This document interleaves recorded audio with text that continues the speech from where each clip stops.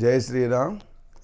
ఏ ఉంగరానికైనా సరే మనం ధరించాలనుకున్నప్పుడు ఆ ఉంగరానికి సంబంధించిన రత్నం ఏదో మనం ఫస్ట్ తెలుసుకోవాలి.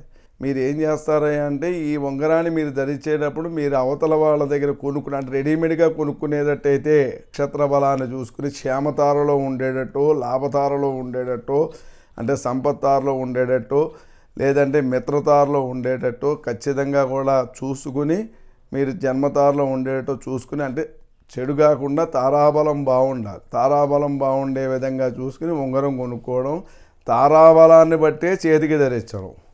ఇవి మీకు అక్కడ తెలియకపోతే మీరు అక్కడ దగ్గరలో ఉన్న మీరు ఎవరైనా నాలాంటి వాళ్ళని కానీ లేకపోతే చక్కగా గుళ్ళో బ్రాహ్మణులు కానీ వేదమూర్తులు కానీ కనుక్కుని మీరు ఇలాంటి ఉంగరాలు ధరించడం వల్ల మీరు సత్ఫలితాలు పొందుతారు. ఎందుకంటే ఇప్పుడు ప్రతి చోట కూడా ప్రతి ఒక్కళ్ళు కూడా లేచిన నుంచి ఏ ఉంగరం పెట్టుకోవాలి గురువుగారు, నా పేరు బలాన్ని బట్టి నా నక్షత్రాన్ని బట్టి ఏం పెట్టుకోవాలని అంటారు.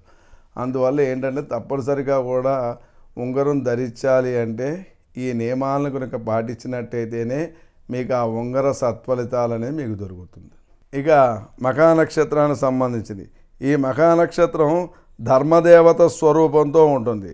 వీళ్ళు వైడూర్యాన్ని 4 క్యారెట్ల రాయిని ఎడమ చేయి చిటికిన వేలి కనుక ధరించుకున్నట్టయితే చక్కగా మంచి ఫలితాలు పొందడానికి అవకాశం ఉంటాయి. ఎందుకంటే ఈ మహానక్షత్రం వాళ్ళు కేతు అధిపతిలో ఉంటారు కాబట్టి వీళ్ళకి ఆధ్యాత్మికంగాను వైరాగ్యంగాను ఎక్కువగా ఉంటుంది. ఎక్కువగా కూడా దైవభక్తి ఉంటుంది. అందువల్ల వీళ్ళు చక్కగా కూడా ఈ వైడూర్యాన్ని ధరించడం వల్ల మంచి ఫలితాలు పొందడానికి అవకాశం ఉంటుంది. జై శ్రీ.